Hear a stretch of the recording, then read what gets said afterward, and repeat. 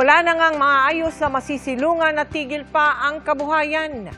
Yan ang dobleng dagok na kinakaharap ng mag-asawang nakilala namin sa Bawang sa La Union matapos ang hagupit ng mga nagdaang bagyo at habagat. Sa kanilang lugar naman tayo naghatid ng tulong sa ilalim ng Operation Bayanihan ng GMA Kapuso Foundation. Tuwing maaalala ng mag-asawang Paulo at Erlinda ang sinapit nila sa pananalasa ng Bagyong Emong sa kanilang lugar sa Bawang sa La Union, hindi nila mapigilang maging emosyonal. Pinagdapa kasi ng bagyo ang kanilang bahay. Yung hangin at saka ulan, yun ang nagpabagsak. Itong bagyo lang na ito ang naranasan ko talaga, siyang nagpabagsak ng bahay ko.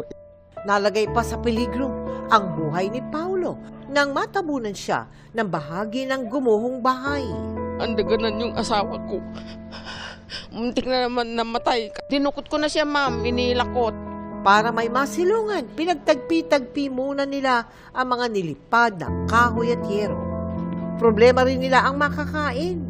Hindi pa kasi sila makabalik sa pagtitinda ng isda dahil hindi pa rin makapamalaot ang mga mangingisda roon. Ang panawakan ko lang sa kanila, kung mayroon sila may tutulong sa akin, maski anong tanggapin ko, may patayong ulang bahay ko.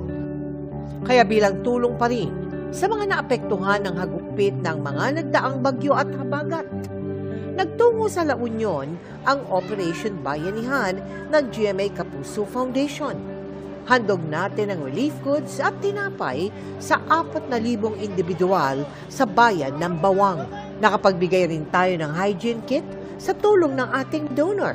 Marami po yung nasirang bahay, yung mga hanap buhay ng tao, hindi sila makapaghanap buhay dahil malakas pa din ang alon. We are very grateful po sa GMA Kapuso Foundation. Maraming salamat po, Kapuso. Nagpunta pa kayo dito na magbigay lang ng tulong ko sa amin. Sa mga nais mag-donate, maaari po kayo magdeposito sa aming mga bank account o magpadala sa Cebuana Luwalier.